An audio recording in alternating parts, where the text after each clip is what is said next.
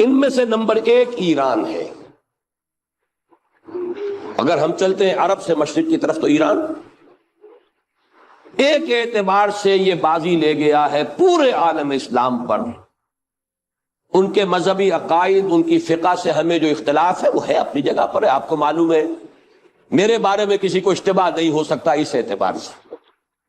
میری جس درجے دشمنی رکھی گئی ہے، جس طرح میرے سر کا جو ہے مطالبہ ہوتا تھا، 2 ہی آدمی تھے پاکستان میں کہ جن کے سر مانگے گئے، ایک کراچی کے وہ شاہ بلیغ الدین صاحب اور ایک نے۔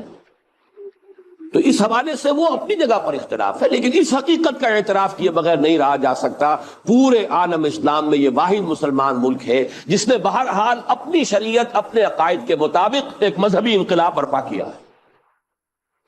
اور پورے عالم اسلام میں مذہبی سطح پر حکومت کی سطح پر فنڈامنٹلسٹ صرف ایک ملک ہے، یا دوسرا جو ہے تھوڑا سا وہ ہے سوڈان، لیکن اس کی اہمیت اس لیے نہیں کہ وہ کسی عوامی انقلاب سے نہیں بنا، بلکہ وہ تو ایک فوجی انقلاب سے شکل بنی ہے جو بھی بنی ہے۔ اللہ کرے اس میں استقامت ہو، اس سے یقینی کوئی نتیجہ برآمد ہو جائے۔ خبریں بھی اچھی آ رہی ہیں، لیکن میں تو دنیا کا جو پرسپیکٹو ہے اس کے حوالے سے عرض کر رہا ہوں کہ اس پہلو سے ایران ان کا ٹارگٹ ہے، ٹارگٹ نمبر 1 ایک خاص اعتبار سے۔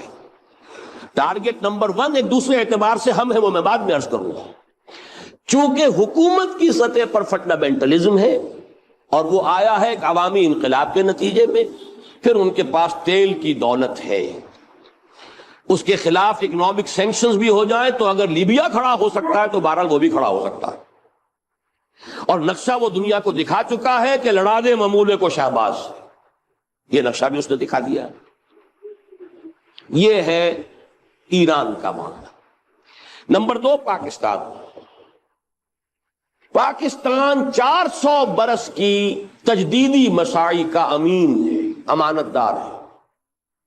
پورے ہندوستان میں مجدد الفسانی رحمت اللہ علیہ، شاہ ولی اللہ دہلوی رحمت اللہ علیہ، سید احمد بریلوی رحمت اللہ علیہ، ان کا جہاد، پھر اس 20ویں صدی عیسوی میں یا 14ویں صدی ہجری میں علامہ اقبال جیسا مفکر، مولانا مودودی جیسا مصنف، مولانا الیاس جیسا مبلغ، شیخ الہند جیسا مجاہد حریت، پورے عالم اسلام میں ان کا پیرلل کوئی موجود نہیں۔ یہ 400 سال کی تاریخ ہے، اس کی امانت اور اس کے نتیجے میں یہاں کے مڈل کلاس میں فنڈامنٹلزم کا ایک نیوکلیس ہے،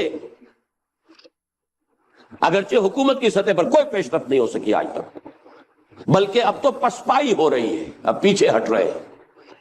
وہ ہمارے ان سیاسی جو بھی زعماء ہیں، جو جماعتیں ہیں، ان کی غلطی اور الیکشن ہی کو واحد میدان بنا کر اس کے اندر اپنا سارا وقت و توانائیاں اور قوتیں ضائع کر دینا، یہ ہے در حقیقت جس کا کہ یہ صدا مل رہی ہے کہ اس اعتبار سے تو پسپائی کی طرف ہے معاملہ، کسی پیش رفت کی طرف نہیں ہے۔ لیکن باہر والے تو دیکھتے ہیں نا کہ اندر کیا کچھ مواد موجود ہے۔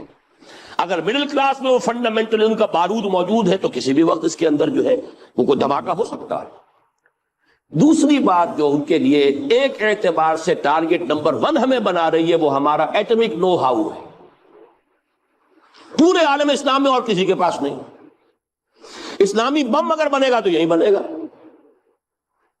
یہ ہے مختلف اسباب جس کے بنا پر ایران اور پاکستان کو آپ بریکٹ کر لیجئے، یہ اس نیو ورلڈ آرڈر یا آج کی میری گفتگو کے حوالے سے یہودی اور عیسائی گٹھ جوڑ کا جو ٹارگٹ نمبر 1 ہے، ایک اعتبار سے ایران ہے، ایک اعتبار سے پاکستان۔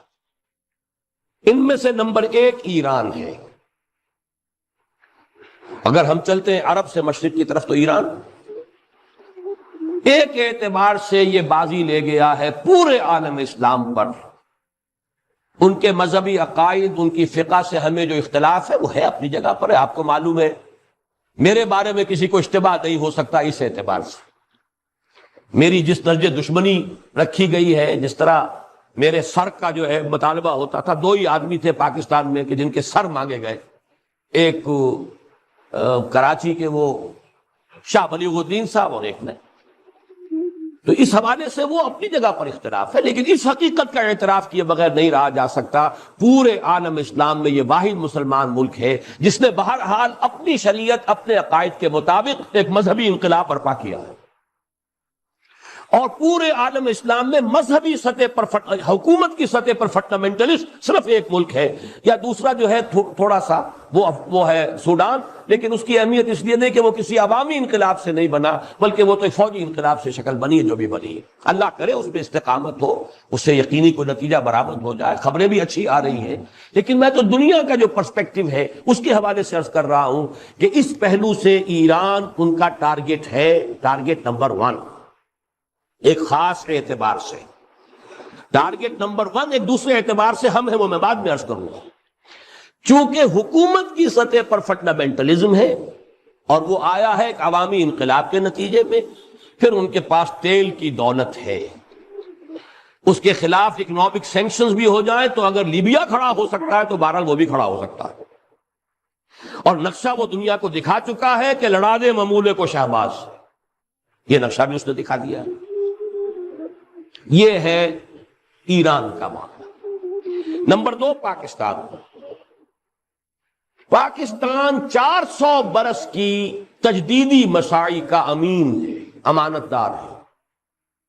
پورے ہندوستان میں مجدد الفسانی رحمت اللہ علیہ، شاہ ولی اللہ دہلوی رحمت اللہ علیہ، سید احمد بریلوی رحمت اللہ علیہ، ان کا جہاد، پھر اس 20ویں صدی عیسوی میں یا 14ویں صدی ہجری میں علامہ اقبال جیسا مفکر، مولانا مودودی جیسا مصنف، مولانا الیاس جیسا مبلغ، شیخ الہند جیسا مجاہد حریت، پورے عالم اسلام میں ان کا پیرلل کوئی موجود نہیں۔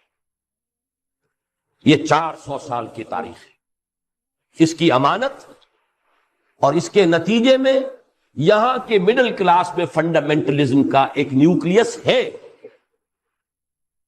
اگرچہ حکومت کی سطح پر کوئی پیش رفت نہیں ہو سکی آج تک، بلکہ اب تو پسپائی ہو رہی ہے، اب پیچھے ہٹ رہے ہیں۔